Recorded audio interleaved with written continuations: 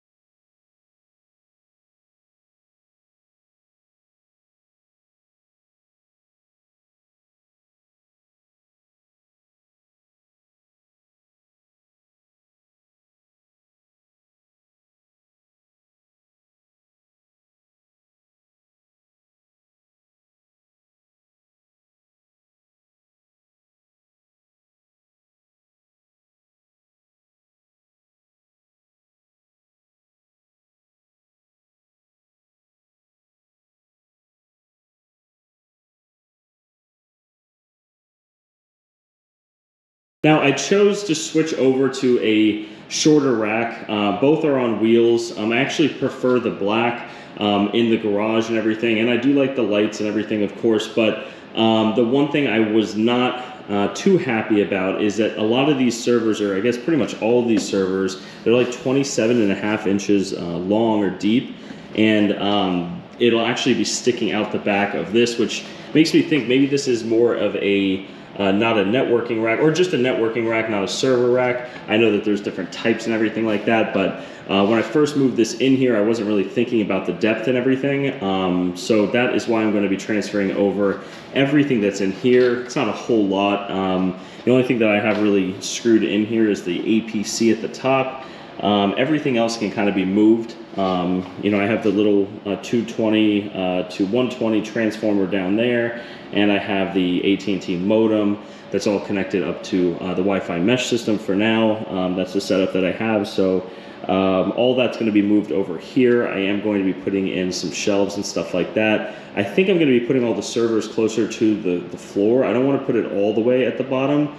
But I also don't want it up towards the top where I want to have the majority of the networking stuff, and I don't want to have to move everything all around anytime I change something. Again, I want to eventually, you know, switch over to Ubiquity and everything, and have you know, switches in here that are going out to the rest of my house for cameras and whatnot. So I kind of want to lay this out the right way the first time.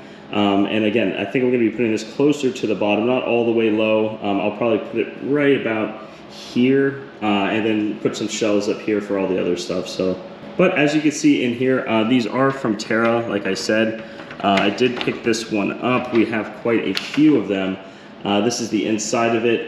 It's a lot more bare bones than this one. This one comes with all of the, you know, shelves and everything like that all in there. So I can probably use those in here. I know that this is like kind of screws that go in.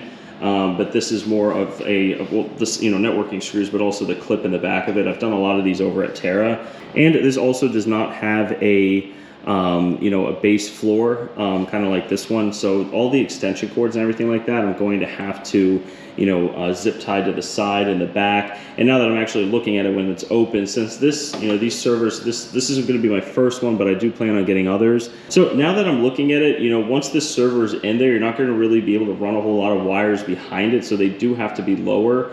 And then I can have the shelves up here for all of the networking stuff and things like that. So I'm hoping this all goes pretty smooth. I'm going to go ahead and open this up. I know I saw the Mining King do about, I think we had 25 blade servers, and each one he opened and, you know, double checked the RAM and everything like that. You can see here that I think this plate comes out right here. I'm not sure if it's clicked in or nope, just pops up. Okay. You can see right here, this is where all the RAM is. These are the two processors. So the specs on this server, it has two 750 watt power supplies in it. It is a Dell PowerEdge R730. So the reason why I went with this specific one is because the two processors right here, they are each the 2694 V4s.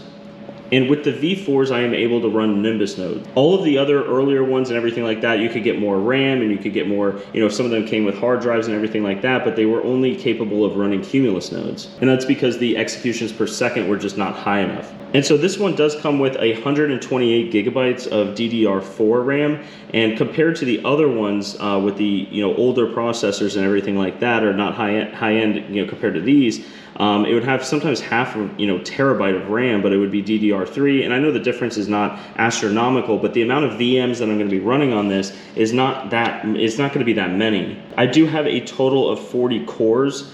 So I want a bunch of just VM wallets and stuff for core wallets, a couple VMs for other projects and everything like that. And of course the Nimbus nodes and everything like that. So the actual amount of RAM was not a huge a concerning factor for when I was buying this. But 128 gigs was good enough. I do have 4 1 terabyte SSDs that I am going to be putting in here.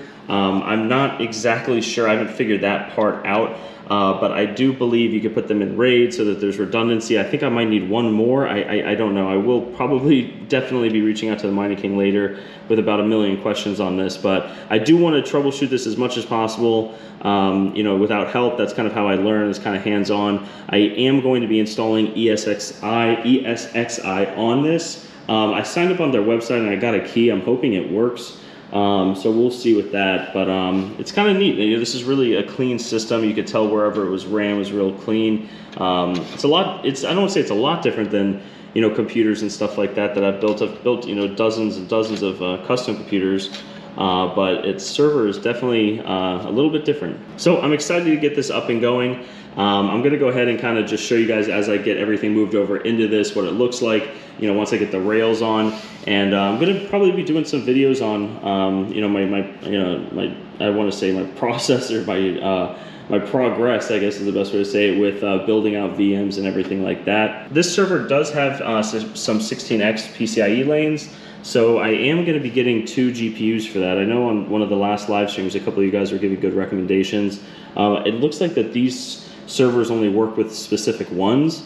So I don't want to go overboard with anything. I kind of just want to keep this as not cheap as possible, but I'm not going to be doing anything graphics wise with this. But let me know down in the comments if you guys have any suggestions for some GPUs for this server. But that's it, guys. I'm going to go ahead and make sure all this RAM is in there nice and tight, and I'm going to get everything back together, moved over into the new rack, and we'll be back in a second. What's up, guys? Michael back here. We have everything installed in the new rack. It does not look super pretty right now. I've realized I don't have any zip ties, but I did put the APC up here, the 30 amp 2240 PDU. I do have the little transformer right here, the one shelf in a ring alarm system, the AT&T fiber. I got the mesh system up there, and of course, what I've been working on the most here, this Dell PowerEdge R730 is in and it's on. I am not getting a readout on it. I probably am doing something wrong. There's nothing on it. I'm not booting from a disk or anything like that, so I had to look more into that. But this took a lot longer than I expected. I actually had to move a lot of these. I don't know what exactly they're called, but I had to move the ones in the back right there further back so that I could put the rails for this PowerEdge on. So that is in and on there. That took a bit to do. I do need to cable manage everything, and I'm going to go ahead kind of cut it here, guys. That's going to be it for the video. I'm going to be doing a lot of troubleshooting. I did have to take off the ground plate. This wasn't really even connected in the case. So I'm going to leave some of this stuff off, but everything seems to be up and going. I can now roll this other server rack that I had out of the way, push this one back, and then I guess it's the start of troubleshooting the server. So that's going to be a long process, but I'm excited to learn about this. And I'll have room for some other stuff under it, some other servers. Maybe I'll do a Chia plotted server and just data storage and stuff like that. I don't really know, but now I have the space for it. So I am excited about that. But yeah, that's going to be everything, guys. I'm exhausted. So I hope everyone watching this has a great rest of the day, and we'll see you guys next time.